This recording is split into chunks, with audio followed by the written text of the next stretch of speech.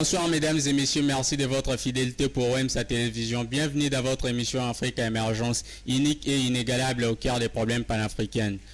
Au moment de l'indépendance, c'était une urgence. Il fallait former des cadres, des intellectuels africains pour prendre la relève aux colonisateurs. 60 ans après, les paris semblent être largement réussis. Aujourd'hui, les chefs d'État africains, le ministre, les chefs des entreprises, le peuple panafricain, leur cursus semble être plus meilleur, presque on peut dire plus meilleur que d'autres nations des Occidents, en Asie, des doctorats. Ils sont aujourd'hui des docteurs, des licenciés partout. Mais comme s'il y a un problème, il semble être très déconnecté de la réalité. Je suis en bonne compagnie avec les coachs Patrick, Monsieur Patrick Motivation, bonsoir. Bonsoir, cher journaliste. Vous êtes coach entrepreneur et vous êtes représentant de la communauté PM Communauté. Qu'est-ce que ça veut dire? C'est PM Entrepreneuriat. C'est juste une communauté de jeunes entrepreneurs africains parce que nous sommes justement centrés pour l'Afrique afin de redonner à l'Afrique sa place sur le plan entrepreneurial. C'est ça même le but principal de la communauté PM Entrepreneuriat. Ok, merci beaucoup. Merci d'avoir accepté notre invitation. Ok, merci. De l'autre côté, j'ai monsieur Isaac Kabongo Kapika. C'est bien cela, monsieur Opika. Isaac, bonsoir. Isaac Opika Kabongo. Isaac Opika Kabongo, bonsoir. Bonsoir. Vous êtes président de la Ligue des jeunes de parti Les Vonu et Bâtissons, parti cher à Bokulaka, Aleb Olodja.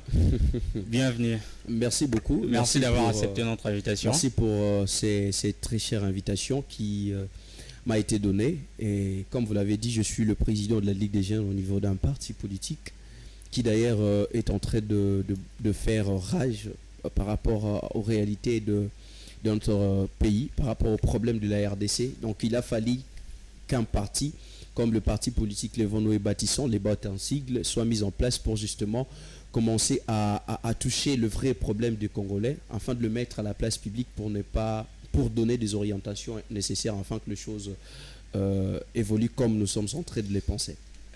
Comment vont les jeunes de l'EBA? Est-ce qu'il y a vraiment les jeunes?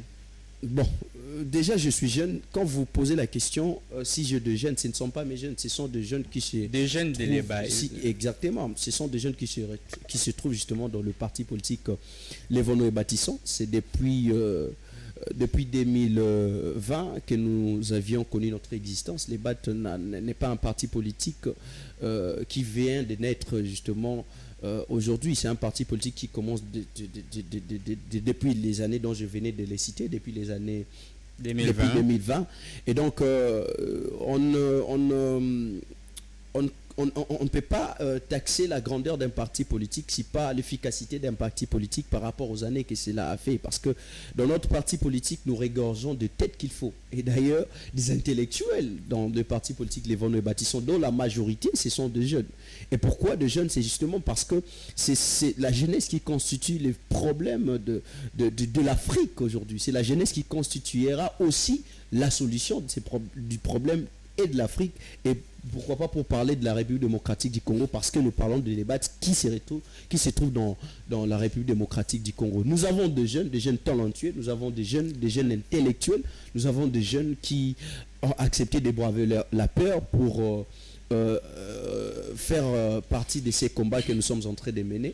Donc voilà, s'il faut parler de débats. Merci beaucoup, coach. Parlez-nous un peu de la communauté. Qu'est-ce que c'est? Qu'est-ce que vous faites exactement? Ok, la communauté, comme je l'ai dit au début, qu'elle est constituée de jeunes. Nous avions compris qu'actuellement, dans le marché, le secret majeur pour dominer sur le marché, c'est le networking. Networking en français, c'est les réseautages. Pour réussir, il faut se réunir, travailler en équipe pour pouvoir dominer sur le marché.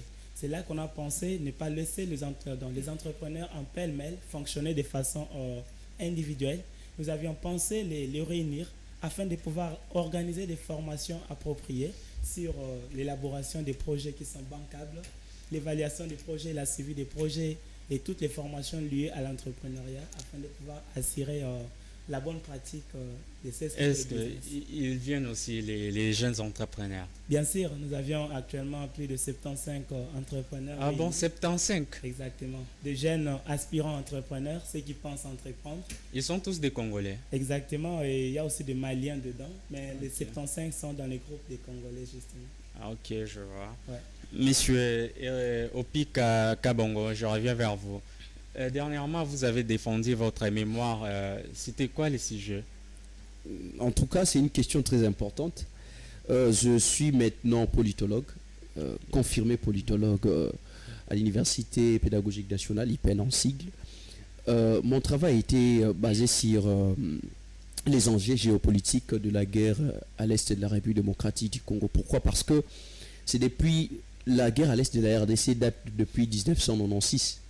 Nous connaissons le cause, si pas l'origine de cette guerre qui, depuis le génocide rwandais en 1994. Voilà, c'est ce qui est à l'origine de la guerre en République démocratique du Congo. Plusieurs exactions ont été commises justement par le pays voisin tel que le Rwanda et aussi l'Ouganda. Et c'est sur ça que nous avions voulu mettre à la place, nous avons voulu faire exposer la nullité de ces États à la place publique justement parce que on ne comprend pas pourquoi est-ce que ces États continuent à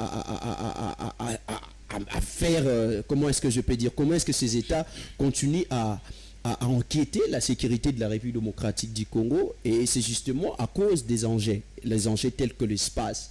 Vous savez bien que le Rwanda n'a pas d'espace nécessaire, et aujourd'hui d'ailleurs l'approche démographique est en train de l'éprouver, que le nombre de la population au niveau du Rwanda est en train de battre son plein.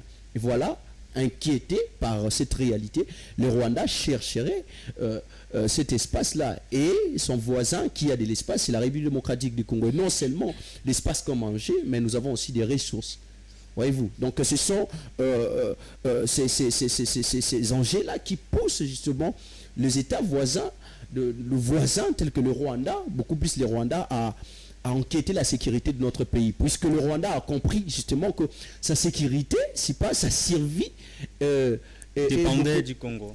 C'est ça d'ailleurs, c'est ça la réalité. La survie du Rwanda aujourd'hui, la sécurité du Rwanda dépendrait justement de la République démocratique du Congo. D'où il faut enquêter la République démocratique du Congo pour qu'eux vivent comme ils sont en train de les penser. Ok, merci beaucoup. Nous vous présentons nos sincères félicitations. Merci beaucoup. Monsieur Patrick, vous êtes coach entrepreneur. Revenons dans notre sujet. Ok.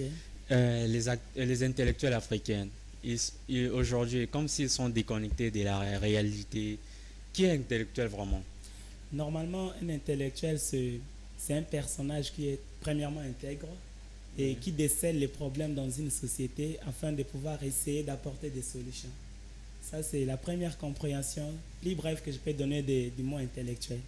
Et ce qui est dommage, que l'intellectualisme en RDC ou en Afrique en général est devenu comme une incarnation de la médiocrité dedans.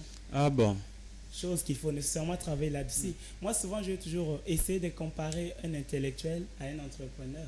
À l'unique différence qu'un entrepreneur exerce des activités à un but lucratif obligatoirement, mais un intellectuel, il peut exercer les activités ou trouver des solutions, même par le biais de l'aide sociale, qui n'a pas besoin d'argent là-dessus.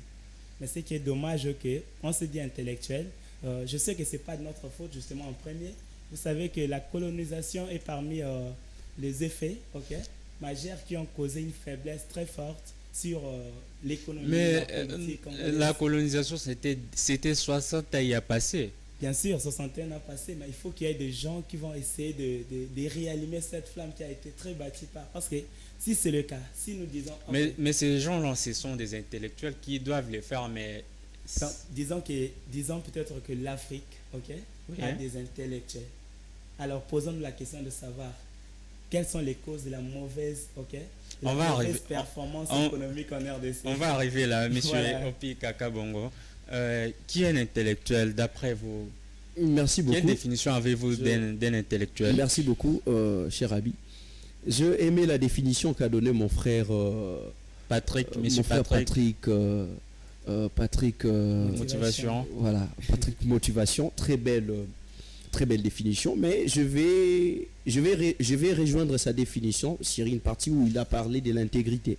Oui. Et donc, moi, je pense qu'un intellectuel, c'est cette personne-là qui exerce son activité, dont son activité est d'ailleurs fondée sur l'esprit, sur l'exercice de l'esprit, sur l'exercice de la réflexion. Voyez-vous. Et c'est cette personne-là base justement cet exercice sur de valeurs. Voyez-vous, c'est là où j'étais en train de dire que je vais rejoindre le camarade Patrick Motivation quand il est en train de parler de l'intégrité. C'est-à-dire que c'est cet homme-là où on trouve en lui l'intégrité, le valeur. C'est cette personne-là qui est intègre. Un intellectuel est différent d'un homme intelligent. On retrouve dans l'intellectuel l'intelligence. Et donc, c'est là où, justement, je les rejoins, dans le sens que un intellectuel, on lui reconnaît facilement par rapport aux valeurs. C'est-à-dire que c'est cette personne-là qui base son activité sur la morale. Donc, donc c'est ça. Si une personne n'a pas de valeurs, il n'est pas intègre, ce n'est pas un intellectuel. Bon, je pense que peut-être que vous ne m'aviez pas bien compris. J'ai parlé de cette personne-là qui exerce l'exercice de l'esprit. C'est cette personne-là dont son activité est basée, si pas repose sur l'exercice de l'esprit, soit de la réflexion. Ça n'a rien à voir avec des diplômes et tout. Non, ça n'a rien à voir avec des diplômes parce que nous avons aujourd'hui des diplômés, mais qui ne sont pas des intellectuels. Nous avons aujourd'hui, bien sûr, nous pouvons le prouver et le démontrer en République démocratique du Congo. Il y a beaucoup de diplômes qui sont dans de maisons, mais quand il faut détecter la trace de l'intellectualisme dans ces personnes, vous voyez que c'est là ne pas à vie. Voyez-vous. Et donc, un intellectuel, c'est cette personne-là, je le répète encore, qui, son activité est basée sur l'exercice de l'esprit, la réflexion. Mais... Chutez là, s'il vous plaît. Merci beaucoup. Mais cela doit être aussi beaucoup plus fondé sur des valeurs. C'est cette personne-là que moi, je pense que c'est un intellectuel parce que mon ami a parlé de l'intégrité. Merci beaucoup, Monsieur Patrick. Quand vous dites que des personnes qui exercent un exercice de l'esprit, donc même des gens qui sont au cours de la route, s'ils réfléchissent, ils deviennent automatiquement intellectuels. Normalement, l'ami, il a dit fondé sur ses valeurs. Moi, je peux dire qu'une personne qui n'est pas prête à tout donner pour défendre ses valeurs n'est pas intellectuelle en premier. Parce que... Oh, mais aujourd'hui, on voit les professeurs des universités. Mais comment vous l'appelez professeur? C'est d'accord, je suis d'accord avec vous. Il est professeur par rapport à son titre académique. C'est normal. Mais ce qui est vrai, c'est que si une personne n'est pas prête à mourir pour défendre ses valeurs, elle n'est pas intellectuelle. Parce que nous avions dit que l'intellectualisme en Afrique est défini comme une incarnation de médiocrité. Et dans la médiocrité, nous voyons quoi? Les gens qui acceptent tout pour un profit ou un intérêt personnel.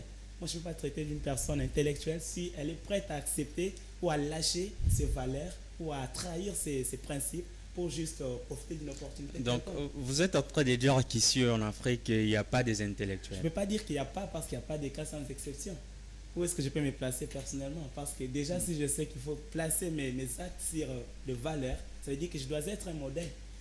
Et être un modèle, c'est-à-dire qu'il suffit d'avoir 3 ou 4 modèles pour qu'on puisse aider la jeunesse ou tous ceux qui se disent intellectuels sans y être, de pouvoir retrouver le vrai sens de l'intellectualisme. Parce qu'à un moment donné, on ne comprend plus rien. Tout le monde est fondé sur son diplôme, son titre académique, et c'est défini directement d'être intellectuel. Mais si on vient directement avec un petit truc pour dire qu'il faut corrompre pour vendre ton pays, du coup, il le vend à un clin d'œil. Est-ce que vous arrivez qu'il y a des rois, des Ngongolotite qui étaient morts pour défendre la culture africaine? Donc, des Kimbangu sont des intellectuels, des Mamas qui Pavite. C'est très bien. Ils ont vraiment tout donné pour défendre leur royaume, mais ils ont été tués. Ce sont vraiment des modèles à suivre. Donc, moi, à mon avis, l'intellectualisme n'est pas vraiment totalement lié à un diplôme, mais à un mental. Quelle fonction doit un intellectuel doit occuper au quotidien? Normalement, il doit vraiment prendre sa place. Sa place, c'est défendre ses valeurs, comme on le dit. On le répond parce qu'on sait la nécessité de travailler sur l'état d'esprit d'une personne.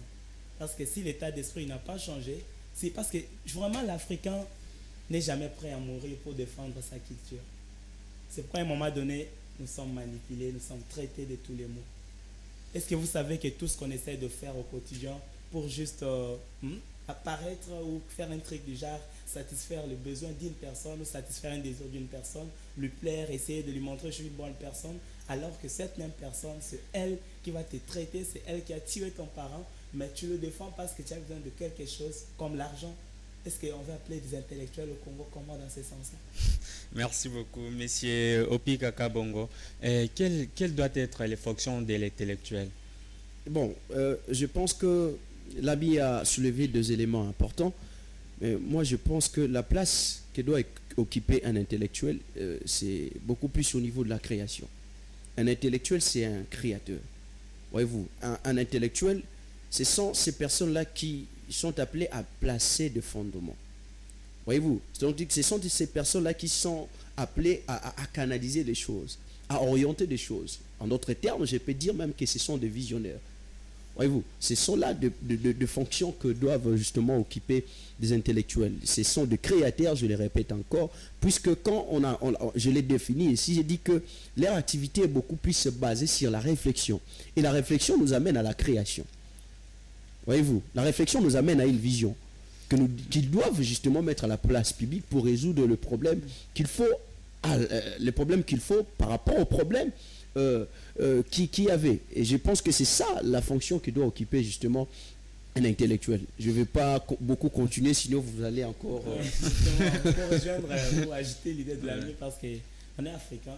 Et déjà, je ne peux pas dire qu'il n'y a pas de modèles. Comme vous l'avez dit au début, s'il n'y a pas d'intellectuels en Afrique, non, il y a vraiment des intellectuels dans le sens que je vis l'homme nigérien.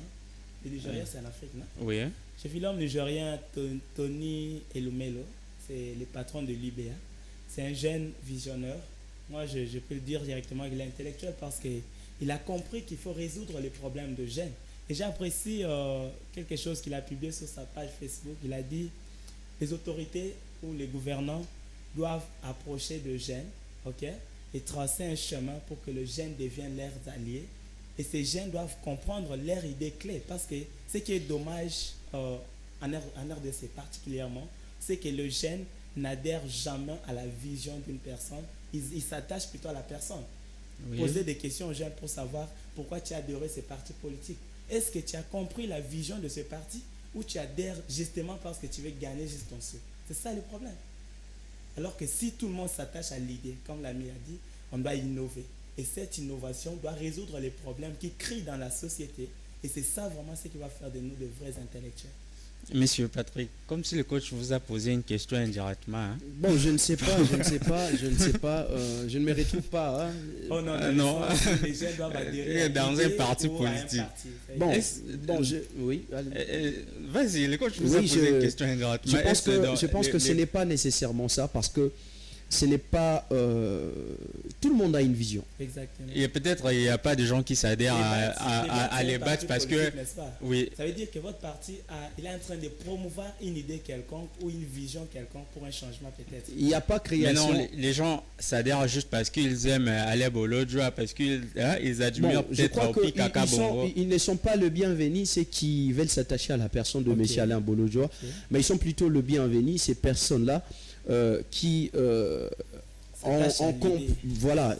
s'adhèrent justement à la vision, parce que les bats c'est un combat, voyez-vous. Donc pourquoi c'est d'ailleurs moi qui a évoqué le problème de la vision lorsque nous étions en train de parler de la fonction, c'est pas les responsabilités d'un intellectuel. Je parlais de la vision. Pourquoi je parlais de la vision? Parce que c'est ce qui fonde d'ailleurs la personne. Une personne sans vision, c'est une personne qui n'a pas de l'avenir, c'est une personne qui n'a pas de destinée.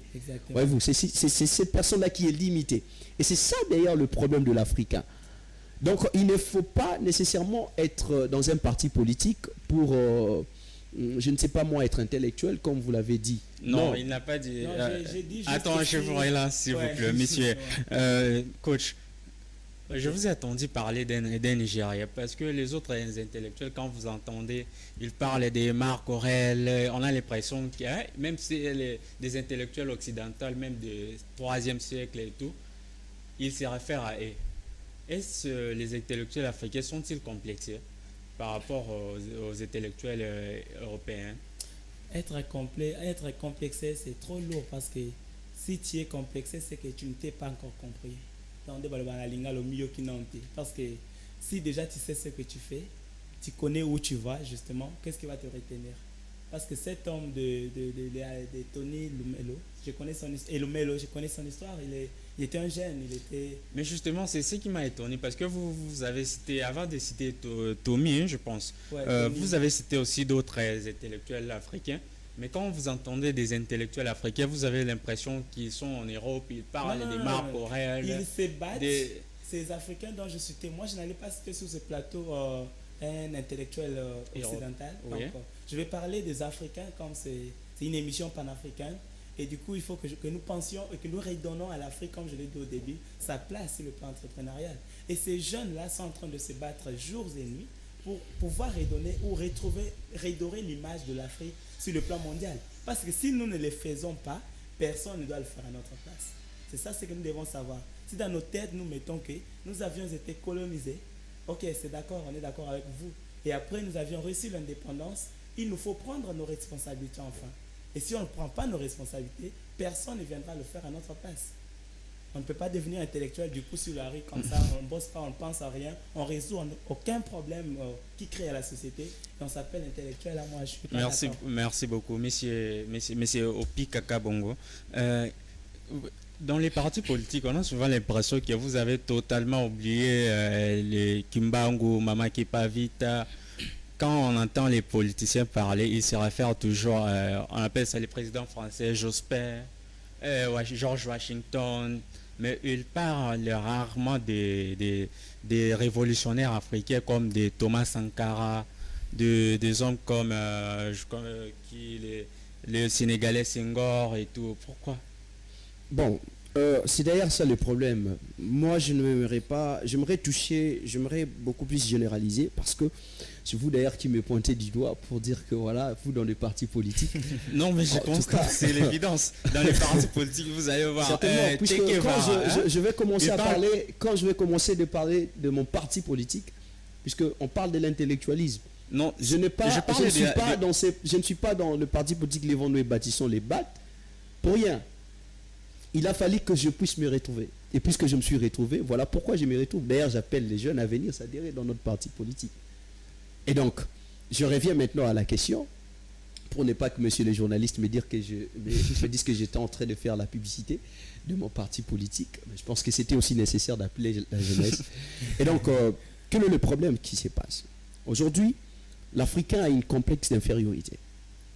Voyez-vous, c'est ce qui est en train de tuer l'Afrique.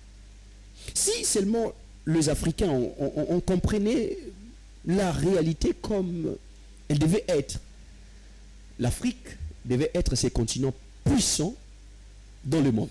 Pourquoi je suis en train de dire ça? Prenons des éléments simples.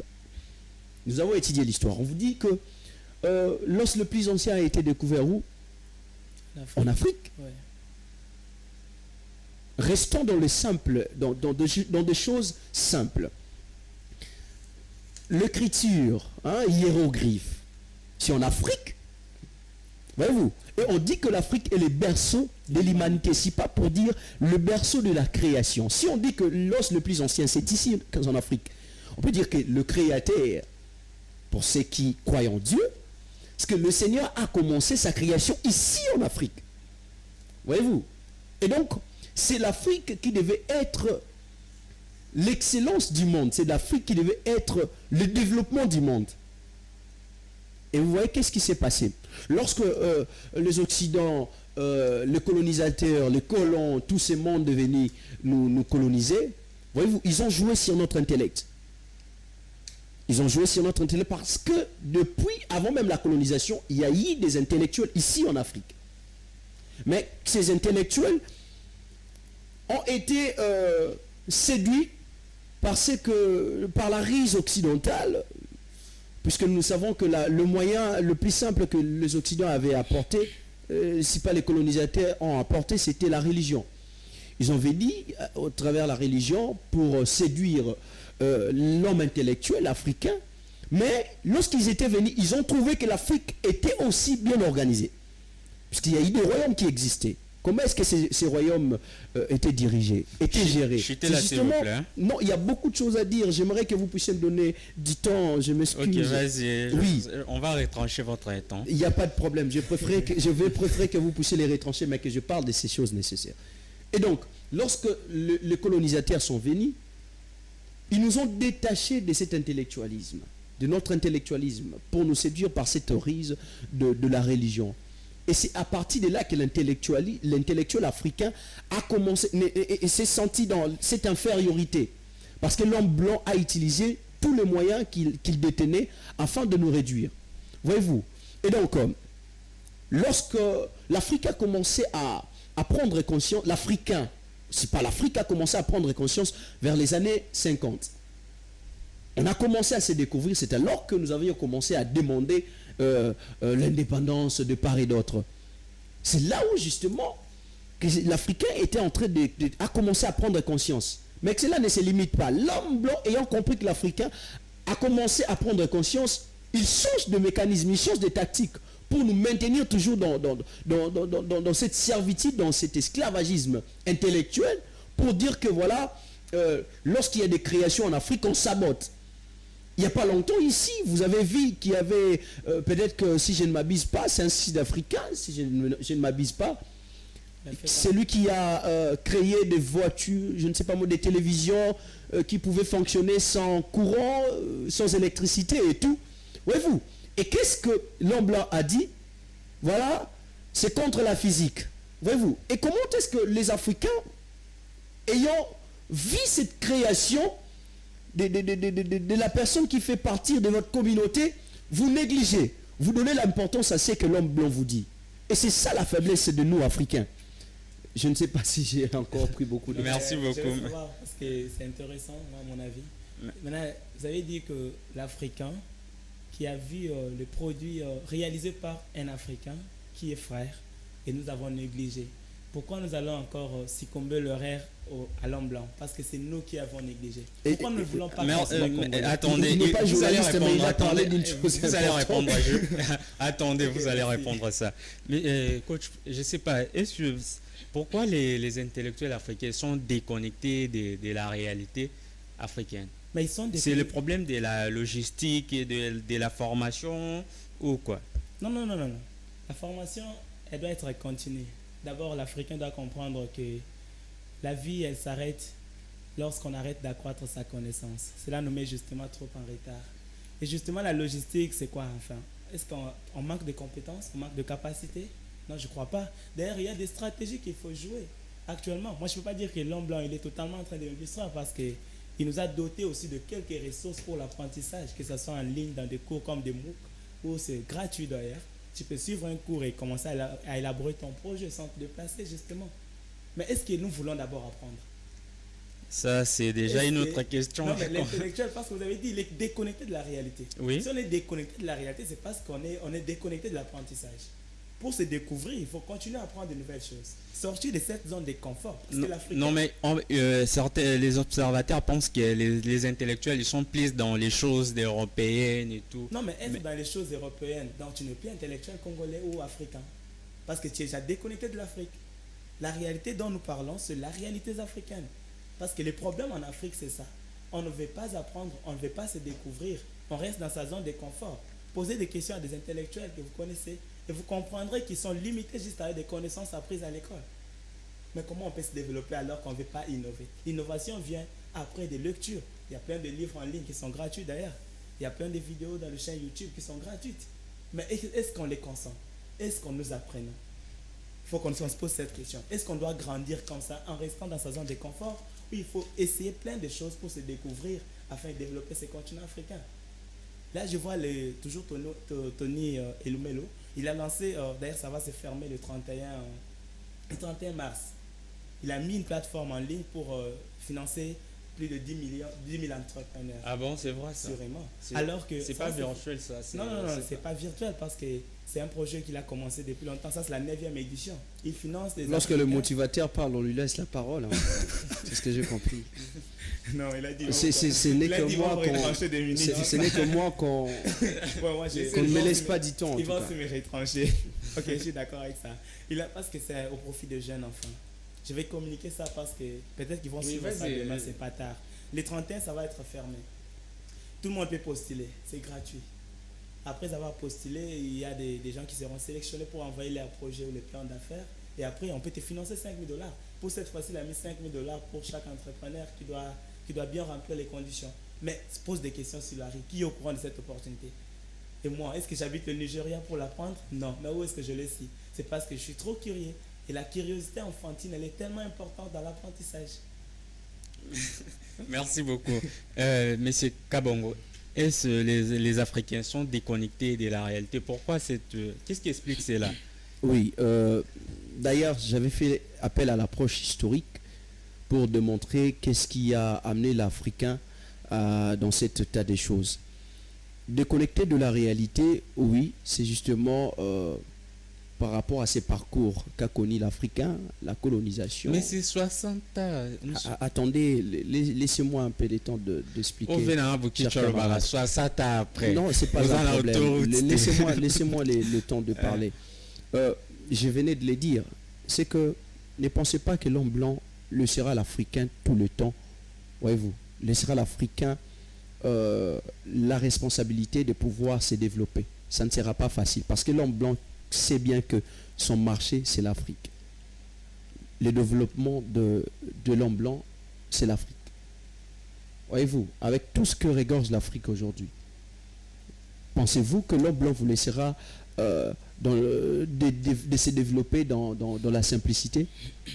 Tous ces mécanismes qui sont créés, la mondialisation, vous ne voyez pas que c'est une forme d'impérialisme transformé, de colonisation transformée.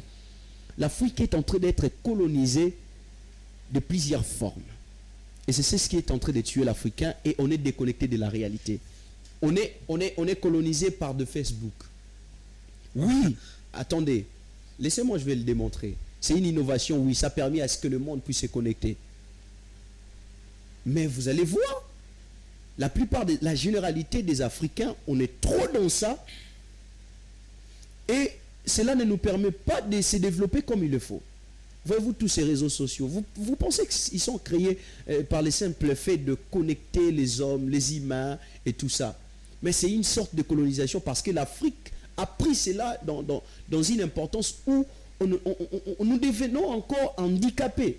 Voyez-vous, et cela nous déconnecte de la réalité, cela nous met en dehors, dans le rail de la réalité, de ce que nous devions mettre sur table afin que nous puissions chercher le développement de l'Afrique. Voyez-vous, et c'est ça le problème, l'homme blanc continuera. Voilà pourquoi j'aimerais appeler la conscience des Africains. De comprendre qu'il est temps, le temps c'est depuis très longtemps. Pendant que l'homme blanc cherche à créer d'autres mécanismes pour nous maintenir dans la servitude, nous aussi, nous devons chercher de voies et moyens de pouvoir sortir. Si seulement l'Afrique devenait unie, vous allez voir que les choses vont changer. Parce que, vous le savez bien, nous avons étudié l'histoire. Les Ottomans encore, ils ont été tués par qui? L'homme blanc n'utilise jamais un autre homme blanc pour tuer l'Africain. Pour tuer un Africain, il passe toujours par un Africain, justement parce que nous souffrons de ce complexe d'infériorité. Nous pensons que c'est ce que l'homme blanc fait qui est meilleur. Nous pensons que ce que l'homme blanc donne, c'est ce qui est meilleur. Alors que nous avons négligé nos traditions, nous avons négligé la culture. C'est ce qui est en train de nous tuer. Et j'appelle les Africains à prendre conscience de cette réalité pour se dire que nous devons nous battre. Se connecter à la réalité, c'est être formé. Aujourd'hui, nous avons notre camarade qui est devenu motivateur. Mais dites-moi, qui suivent ces motivations? Qui suivent les formations qu'il donne? Personne. C'est justement parce qu'on est déconnecté de la réalité. Nous devons connaître le vrai problème de l'Afrique. Et c'est à partir de la connaissance de nos vrais problèmes que nous saurons aussi les solutionner. Ok, merci beaucoup, coach. Merci pour le temps. Coach, attends, je vous pose la question et puis vous allez répondre vous allez les relancer. Coach, pourquoi les intellectuels africains, ils sont plus au service de l'argent et du pouvoir? Par exemple, si vous allez dans les cabinets ministériels, vous allez voir qu'il y a plein de professeurs. Qu'est-ce qui explique cela? Ce qui est vrai que c'est sûr. C'est pas seulement en Afrique, hein, c'est aussi les cas en Occident. Parce que quand vous allez voir la Covid et tout, d'après les sources, c'est seulement les intellectuels qui ont créé ça. Les tactiques, comment faire la guerre, c'est toujours les intellectuels. Ils sont au service du pouvoir et de l'argent. Ce qui explique cela est que nous sommes dans un monde capitaliste, là où tout le monde a besoin de l'argent, c'est sûr. Et l'argent reçu par des voies malhonnêtes, c'est ce qu'on ne peut pas encourager justement. Créer un virus qui va ravager le monde afin de pouvoir gagner de l'argent, même si on les voit bibliques, ce sont des péchés qui sont en train de... C'est pas l'Afrique, hein, puisqu'il a, Ouais, il là, a c'est parlé pas de l'Afrique. Non, je dis parlais sur le des plan cas biblique. généraux. Hein. Donc, créer un virus qui va ravager le monde. Parce que les morts, c'était partout. Si vous dites que la Covid a été créée par un individu, ça veut dire qu'on n'a pas trahi seulement l'Afrique. On a trahi le monde. Parce que les Occidentaux sont ceux qui sont beaucoup plus morts que les Africains.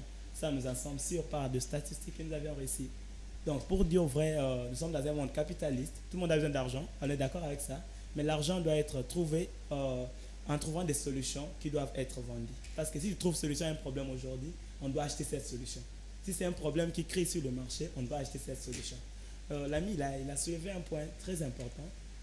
Il a dit nous sommes colonisés par des réseaux sociaux.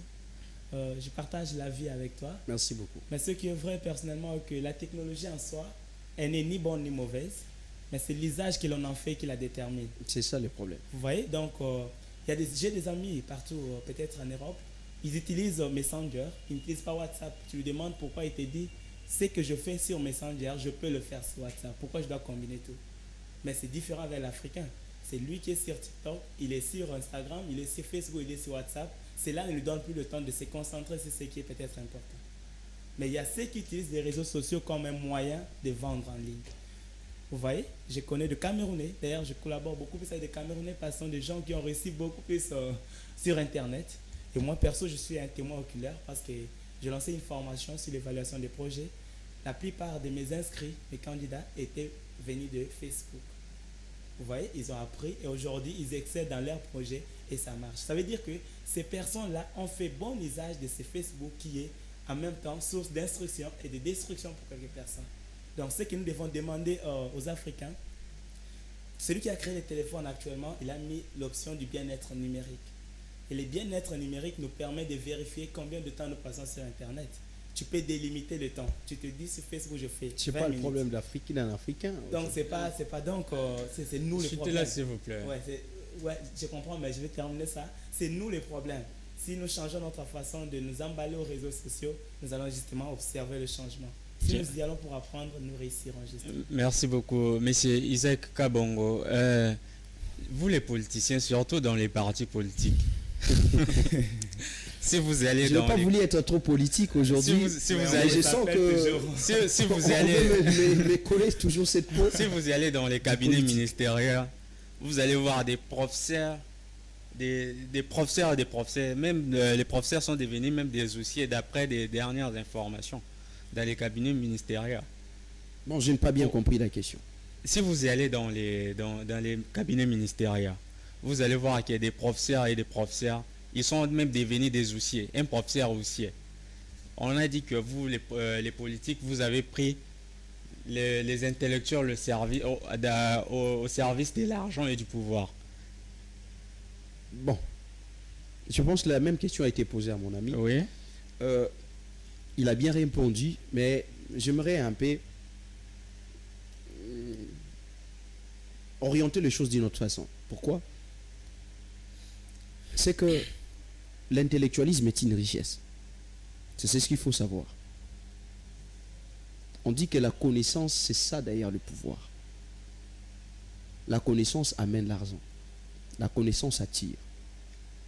Voyez-vous, quelqu'un qui a l'argent, oui, il a la possibilité de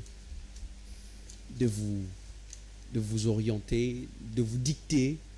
Mais quand vous êtes vraiment intellectuel, vous sauriez désorienter cette personne. Vous saurez désorienter cette personne par rapport à votre intellectualisme pour l'amener dans ces chemins qu'il faut. Et donc voilà pourquoi je dis que l'intellectualisme est une richesse. Pas besoin de chercher d'amasser beaucoup d'argent alors qu'on est intellectuel. Quand on fait fonctionner sa conscience, son cerveau, voilà, on atteint un objectif bien identifié. Et toutes ces personnes qui ont de l'argent viendront vous voir. Et donc, quand vous dites que nous, les c'est pas nécessairement être au service de l'argent et du pouvoir. Non. Voilà pourquoi j'ai dit que ce sont ces personnes qui ont mal compris l'intellectualisme qui diront que voilà, ils sont aujourd'hui au service de l'argent et tout. Il faudrait peut-être dire qu'ils ont commencé à utiliser leur intellectualisme peut-être pour avoir de l'argent. Parce que là, il faut que nous puissions être logiques. quelqu'un qui est intellectuel, il va attirer toutes sortes de personnes. Il va attirer des riches. Et lorsqu'on l'amène l'argent, il doit refuser parce qu'il est intellectuel. L'intellectualisme ne veut pas dire rester pauvre. L'intellectualisme, il y a des intellectuels qui ont de l'argent. Nous avons défini l'intellectuel, ce qu'on attend par intellectuel. Alors, il ne faut pas que nous puissions le figer par quelqu'un qui n'a rien, qui cherche l'argent et tout. Non. On est appelé à être intellectuel. On n'est pas, cela ne nous dégage plutôt, ne nous fait pas sortir de cette réalité de pouvoir avoir aussi l'argent, de chercher l'argent. Non. Et je reviens maintenant quand vous étiez en train de parler des politiques, chers camarades. Les politiques ont maintenu les intellectualismes et tout. Vous savez, je suis politique. Il y a de ces choses dont on refuse et il y a de ces choses-là que nous sommes en train de chercher à mettre en œuvre pour que nous puissions solutionner le problème, amener l'Afrique à un niveau élevé, si pas le Congo en particulier. Nous avons parlé de la moralité. On dit que l'intellectuel, son activité est basée sur l'esprit et patati patata, en telle enseigne qu'il vit dans l'intégrité, comme mon ami l'a dit, et moi j'ai parlé de la moralité. Vous savez, si on est moral, peu importe ce qu'on peut disposer devant nous, nous saurions orienter les choses comme il faut. Si on est moral et qu'on amène l'argent pour vous désorienter de l'essentiel, on saura faire ce qu'il faut. Ok, donc, merci beaucoup. Je n'ai pas d'ailleurs répondu. Et donc, ce n'est pas que nous les politiciens, donc là, c'est comme si vous avez voulu dire que les politiques ne sont pas intellectuels. Non. Voilà, non. Pourquoi j'ai dit ça? Il a dit ça. Il a dit ça, c'est son avis. Voilà pourquoi j'ai dit, je suis catégoriquement, je refuse catégoriquement cette réalité de pouvoir dire que vous les politiques, vous voulez à ce que vous puissiez maintenir les intellectuels. Non, on est politique, on est intellectuel. C'est ce dont d'ailleurs nous voulons. Nous voulons que même en République démocratique du Congo, que toutes ces personnes qui ne sont pas intellectuelles dégagent. Ok, merci beaucoup, messieurs. Les jeunes Kabongo. Merci beaucoup. Comme le peuple m'appelle ces derniers temps, surtout les mamans, maman Nabiso et Abba, Bandunda, tout ça, parce que ce sont eux qui sont négligés. D'ailleurs, nous sommes au mois de la femme. Je leur salue. Je dis force aux femmes. Merci de m'avoir donné ces noms-là, cette étiquette-là de jeune Kabongo. Mais cela n'exclut pas mon vieillissement quand même. Parce que je vais vieillir. Merci beaucoup. Monsieur, coach, quand je préparais l'émission, quand j'ai annoncé que j'allais vous recevoir, des personnes m'ont envoyé les questions pour vous demander quelle est la différence. C'est Roga que je salue également. Il m'a envoyé la question pour savoir quelle est la différence entre l'intellectuel congolais et l'intellectuel africain plutôt, et les intellectuels occidentaux. Tout est intellectuel. Les dictionnaires les définissent de la même façon. Non, par rapport aux réalités, par rapport au contexte. Par rapport aux réalités, on sait que certains intellectuels africains sont butés par un problème de complexe, comme l'ami l'a soulevé. Mais ces complexes-là, c'est tout ce qu'on peut travailler là-dessus pour dégager, afin que chacun exprime pleinement son potentiel et résoudre les problèmes qui créent. L'Afrique est vraiment riche, il faut qu'on comprenne. Ces gens qui sont intellectuels occidentaux et différenciés aux intellectuels africains, pourquoi ils viennent toujours investir en Afrique? Vous voyez, donc c'est la question que je retourne à la personne. Pourquoi ils viennent investir en Afrique? Pour qu'on comprenne ce secret-là. Nous fouillons des problèmes qui peuvent nous faire de l'argent en Afrique pour aller souffrir à l'extérieur. Alors certaines personnes qui sont à l'extérieur viennent en Afrique, ils résolvent des problèmes et ce sont eux qui se font des billets, c'est de l'argent. Ils changent leur mental. Donc l'Africain doit arrêter son complexe d'infériorité et comprendre qu'il est à la hauteur de faire mieux et pouvoir... On a déjà compris. Parce que la prise de conscience, comme on le dit souvent, elle consiste à évaluer l'idée de la réalité. Donc, comme on a déjà pris conscience, il faut vraiment qu'on travaille sur ça pour balayer tout ce qui nous maintient dans cet esclavagisme intellectuel. Merci beaucoup, monsieur Opika Kabongo. Et qu'est-ce qui fait en sorte que les intellectuels africains en général, ils sont plus écoutés ailleurs qu'ici au Congo? Nous sommes déjà vers la fin. Soyez bref, s'il vous plaît. Ils sont plus écoutés ailleurs qu'ici en Afrique. Je pense qu'ici, je suis taxé de celui qui parle beaucoup. Non, vas-y. Ok, alors, je crois que l'essentiel a été dit par mon ami, mais la différence est que de l'intellectuel africain, la différence qui existe entre l'intellectuel africain et l'intellectuel occidental, Non. Le problème, c'est quoi? Pourquoi d'abord les Africains sont plus écoutés ailleurs qu'ici au Congo? Vous pouvez voir comme vous les politiciens, ils enseignent en Europe, mais ils n'enseignent pas ici au Congo. L'Africain est combattu par l'Africain lui-même. Voyez-vous, c'est ça le problème. C'est ça le problème de l'Africain. Et donc, parce que l'autre a le pouvoir, on veut lui combattre. Parce que l'autre a le monopole, on veut lui détruire. C'est ce qui a tué l'Afrique depuis toujours. Mais quand l'homme blanc avec son intellectualisme, veut s'appuyer justement sur sa créativité, il se rapproche de notre homme de blanc. Ils se mettent ensemble sur une même table afin de résoudre le problème.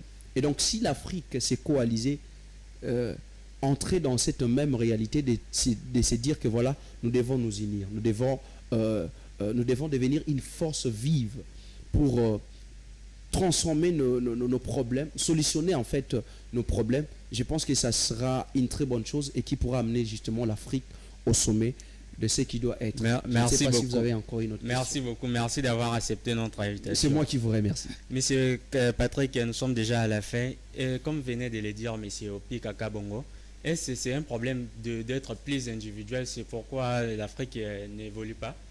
Bien sûr, moi au début, j'ai parlé du réseautage. Moi, je ne suis pas contre la concurrence. Enfin. Soyez bref, s'il vous plaît, nous sommes déjà vers la fin. Je ne suis pas contre la concurrence. Mais la meilleure concurrence qu'on devait faire ici sur le marché, c'était celle de pouvoir... On sait que M. Abdou Salah a créé une entreprise de fabrication de savon. Moi aussi, je dois créer une entreprise de fabrication de savon dans telle province. Celui-ci a asphalté des routes pour Capella. Moi, je dois asphalter des routes pour, je ne sais pas, Mumbele ou que sais-je encore. Cette concurrence doit amener exactement l'Afrique à un étendard international parce que ça doit changer automatiquement au lieu de se combattre. Ça ne sert à rien du tout. Merci beaucoup. Très prochainement, nous serons avec les jeunes leaders Marcelé Bagaza, les futurs de Sidju Bangui. Fondation Miss Yamboye, félicitations à vous, beaucoup de courage. Nita Maemba, un style, la référence de la SAP et l'élégance. Merci beaucoup. Derrière la caméra, ingénieur David, ingénieur Omega la régie. Merci beaucoup. Suivez-nous chaque vendredi et lundi à 18h. Merci beaucoup. Bonne soirée chez vous.